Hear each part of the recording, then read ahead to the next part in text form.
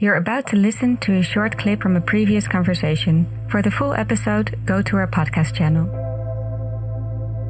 But it's also something that you seem to want to do. Like there is this notion of self that you have in all your work. So you're very interested in exploring what it means to be human and how we relate to ourselves and the world around us.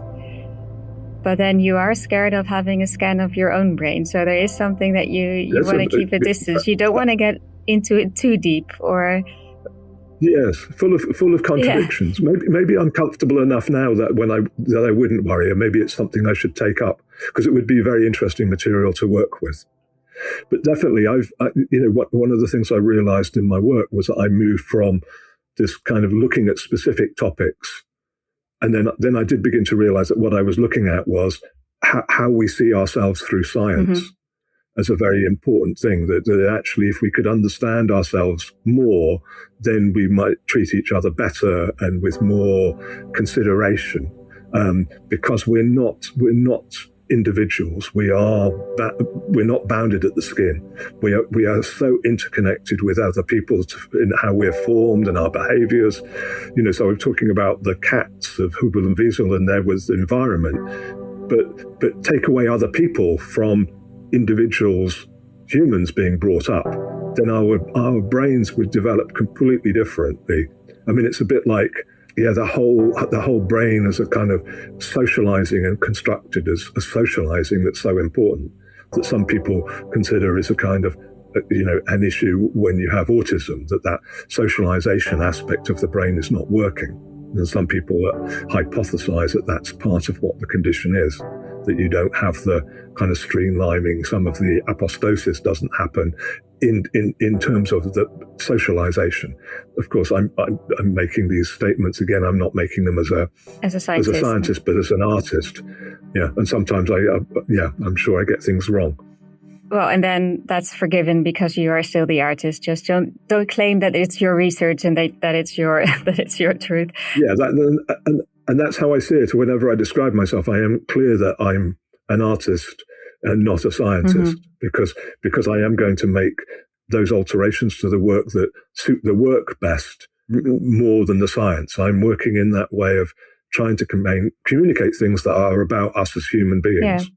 Can I go back to what you said a few sentences before? Because I think you say that really beautifully, that we are not bounded at the skin. Can you explain what you mean by that?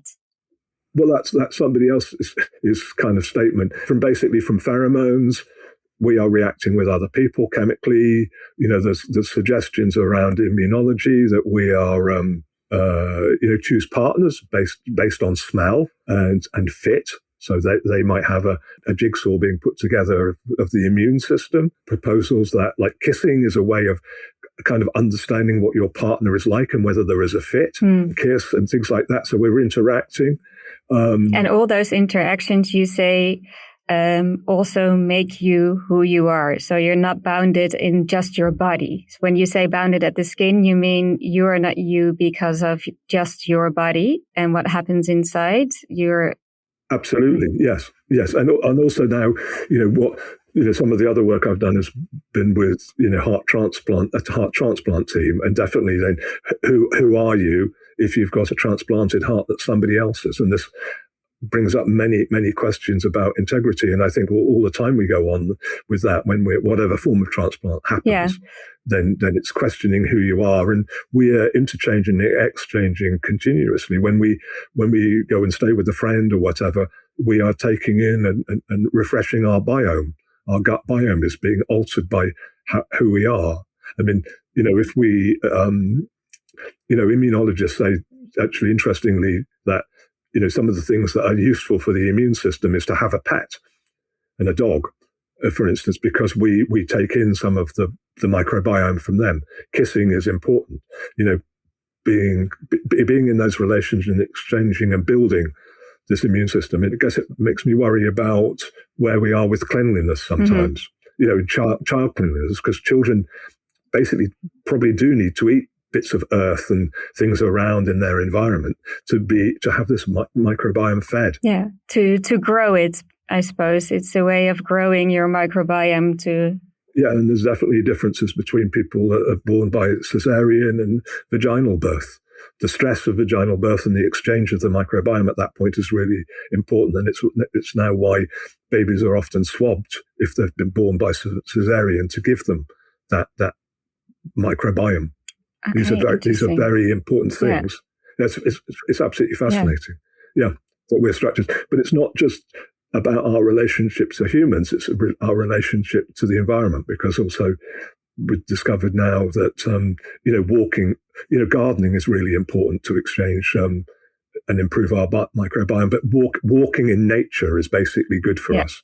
It's refreshing that microbiome, which is so important, which seems to be so fundamental in terms of our, sensitive, our immune system. And I think one of the other really important topics for me of late is this kind of notion that our microbiome and these things that influence so much in the gut. I mean, there's a natural story for it, because these are the things that as early primitive beings, we were in the sea and we were surrounded by our food source and all of the things that we interacted with, the things that were good and bad. And we did testing through our immune system as to that. But as we move from, to exploit the landmass, we have taken that sea with us in a way. And that's what it is in our gut. Our gut is really not inside us. It's part of outside. And I find that fascinating. Tell us a bit more about this project that you are currently working on. What is the title of it, and what is it that you're exploring with that microbiome? Well, yeah, I keep flipping between titles. I mean, I for myself, I have titles that I write on the bits of paper where I'm recording those. So I kind of talk about it for myself as the river flowing through us, or the ocean, the sea that we carry with us. And I think they're kind of really important, because I think that's what it is. We're taking this community of bacteria with us that are so vitally important. And what we need to give, one of the things I think that I think is fundamental in our understanding of self, is that we are conglomerates, and that we are basically hoteliers to the things inside us. We have hospitality that we need to give to our microbiome. We need to look after it, in terms of maybe not too much sugar, in terms of eating kind of things that are kind of, like kombucha and things like that, materials that are kind of vinegar based, and that's important. I wanted to ask you something about a specific work. You've mentioned it now, I think 2 times already, about your the art project. And what I'm curious about in this one is that you also say that when science produces sets of data, artists can then explore the human domain of it and how it can change you. And I feel that maybe in your heart project, that is something that you've been doing there as well, is that you were looking more to the human side of things, and you were going much further than just the data in it. Can you tell us in this specific project where the science stops and then where you as the artist continued? It's a difficult boundary, yes, but definitely in the Heart Project, there was this sense of people being connected and how connected they were, and the kind of psychological effects of all of that. So that the team I was working with were in Toronto, in Canada, at the Toronto General Hospital, and project I worked on for 8 or 10 years, following originally people that had transplants, and how they regarded the notion of being hybridity and the kind of pressures that the society put on those people as to whether they've changed. What do you mean with this hybridity? Well, in terms of they have, part of somebody else lying and functioning fully inside them. With its set of DNA, there's evidence that some of the DNA spreads throughout the body. It is other. In normal senses, we would consider it other, but it combines with us. And I think that that's a really important thing when we talk about the microbiome. This again is other, and all of those bacteria change our state of thinking or being. Definitely the microbiome is connected with being depressed and lots of other conditions. So chemically they can alter us and change us. You're really coexisting with them in that sense.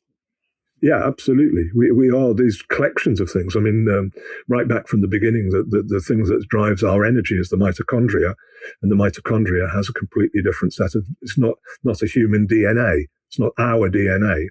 So when you begin to look at it, that's really important. In fact, if you measure the human body, the bacteria's DNA, there's more DNA, more type or forms of it than our own human DNA in us. So if you were simply to mash somebody up, measure the DNA, somebody might think that we were bacteria rather than human.